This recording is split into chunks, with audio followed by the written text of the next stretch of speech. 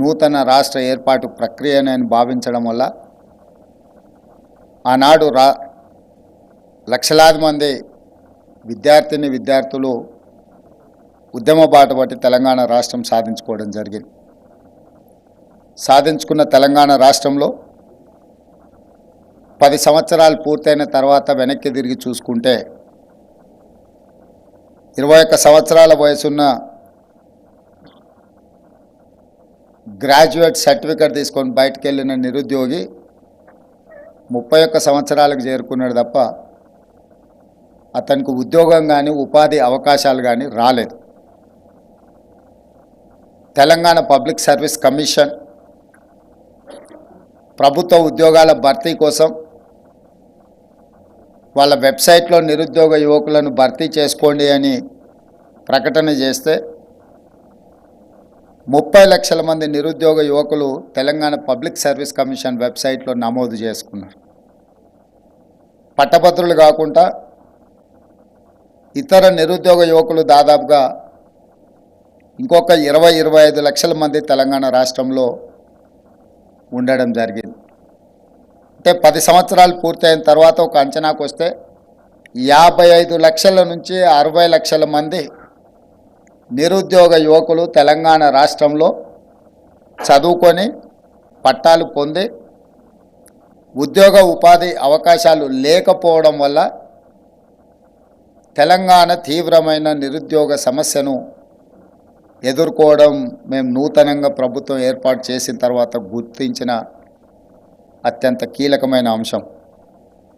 అందుకే డిసెంబర్ 7, 2023 నాడు ప్రభుత్వం ప్రమాణ స్వీకారం చేసిన 90 రోజుల్లోనే 30,000 ప్రభుత్వ ఉద్యోగాల భర్తీ నియామక కార్యక్రమాన్ని ఏ ఎల్బీ స్టేడియంలో మేము బాధ్యత తీసుకున్నామో అదే ఎల్బీ స్టేడియంలో ఉద్యోగ అవకాశాలు పొందిన విద్యార్థులనే కాకుండా వాళ్ళ కుటుంబ సభ్యులను తల్లిదండ్రులను కూడా అక్కడికి ఆహ్వానించి 30,000 మందికి ఉద్యోగ నియామక పత్రాలు అందజేయడం ద్వారా వాళ్ళ తల్లిదండ్రుల కళ్ళల్లో ఆనందం ఎలా ఉంటుందో ఆ కుటుంబ సభ్యులతో చేరి రాష్ట్ర ప్రభుత్వం ఆనందంలో భాగం పంచుకోవడం జరిగింది. ఆ తర్వాత డిఎస్సి కావచ్చు, గ్రూప్ 1 కావచ్చు, గ్రూప్ 2 కావచ్చు, గ్రూప్ 3 కావచ్చు, ఇతర ప్రభుత్వ ఉద్యోగ ఖాళీల నియామకాల కోసం దాదాపుగా ఇంకొక 35,000 ఉద్యోగ ఖాళీల భర్తీకి ప్రభుత్వం నోటిఫికేషన్లు ఇచ్చి పోటీ పరీక్షలు నిర్వహించడానికి పూర్తి స్థాయిలో కార్యాచరణ తీసుకొని ముందుకు వెళ్ళడం జరిగింది. రాబోయే 2-3 నెలల్లో ఇంకొక 35,000 ప్రభుత్వ ఉద్యోగ నియామకాలు చేపట్టడానికి ప్రభుత్వం అన్ని రకాలుగా ఏర్పాట్లను చేయడం జరుగుతుంది. కానీ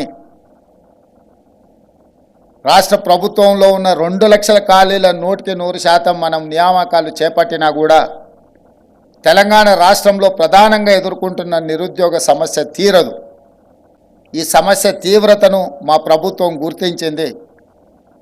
దీనికి కారణాలను వెతికినప్పుడు చాలామంది మాకు చాలా నాలెడ్జ్ ఉందని అనుకుంటుంటారు, కొంతమంది మాకు స్కిల్ ఉన్నది అనుకుంటుంటారు.